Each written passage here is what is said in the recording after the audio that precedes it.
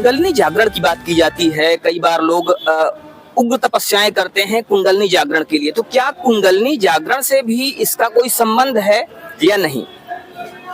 नहीं, ऐसा कुछ नहीं है।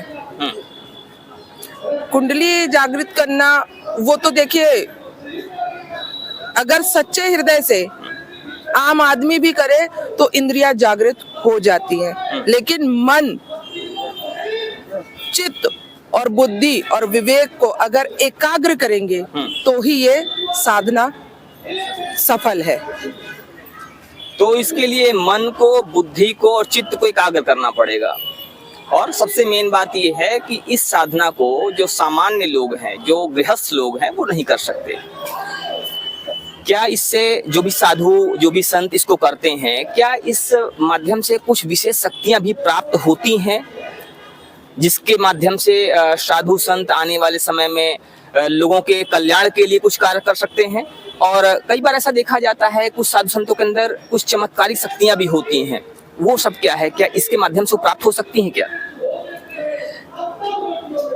जितने भी साधु संत ये तपस्या कर रहे हैं वो कहीं ना कहीं अपने इंद्रियों को जागृत करने के साथ साथ कुछ शक्तियों का भी आदान प्रदान होता है, और परमात्मा में जो लीन है उनके पास कुछ ना कुछ दिव्य शक्तियां होती हैं।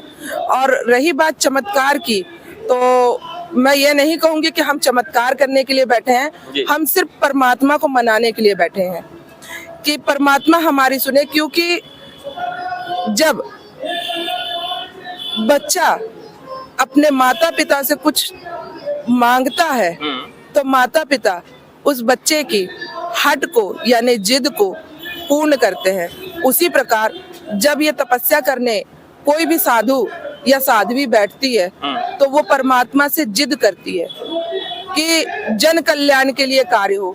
क्योंकि आज बहुत सारी जगह पर भूकंप आ रहे हैं, तबाही मच रही है, लड़ाइयाँ हो रही हैं, और आज कलयुग का जमाना है। जी माता जी, अभी हम बात कर रहे थे चंचलनाथ साध्वी जी की।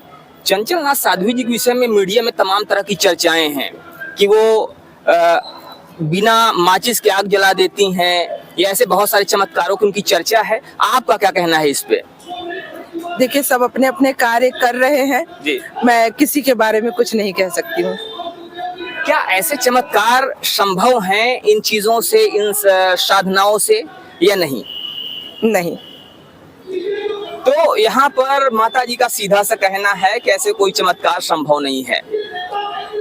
लेकिन बातें तरह तरह की मीडिया के माध्यम से फैल रही हैं। जो भी बातें हैं वो अपनी जगह पे कैसे लाई गई हैं वो एक अलग बात है और जांच का विषय है।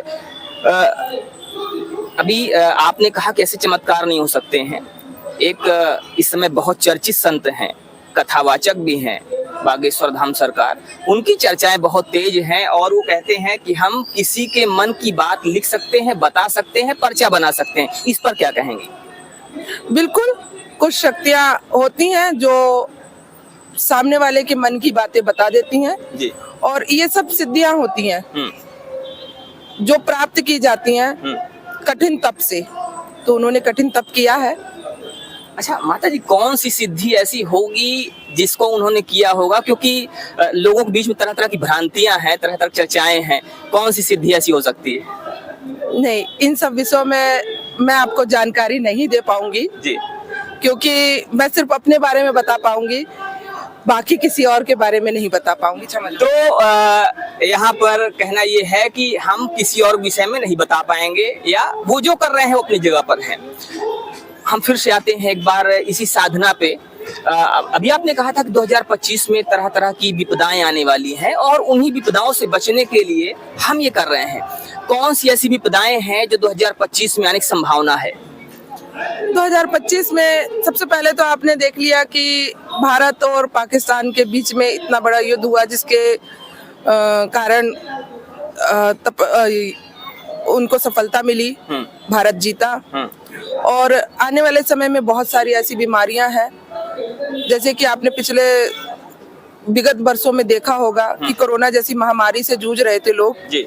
और सिर्फ परिंदे ही बाहर थे, बाकी मनुष्य सारे अंदर थे। जी जी। तो इसी प्रकार आगे कोई बीमारियां, कोई बाधाएं ना आए, जिस वजह से ये तपस्या हर साल की जाती है और अनेक अनेक साधु इसको करते हैं।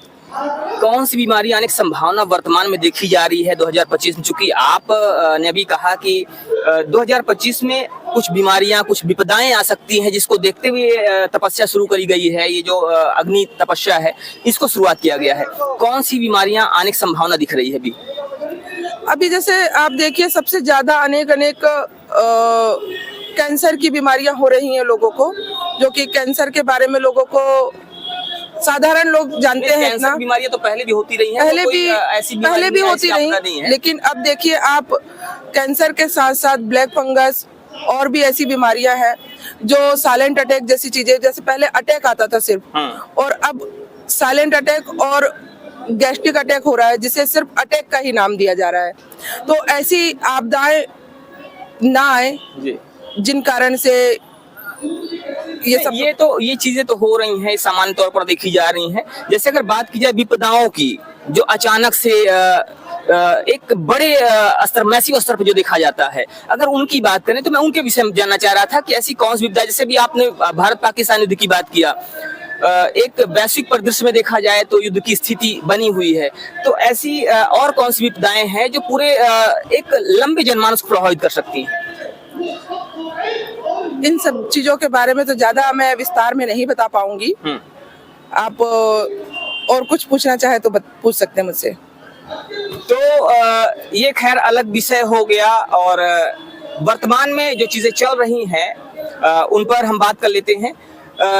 माता जी, अभी ये सारी चीजें चल ही रही हैं और देखा ये जा रहा है कि बहुत सारी चीजें अभी देखने को मिल रही हैं।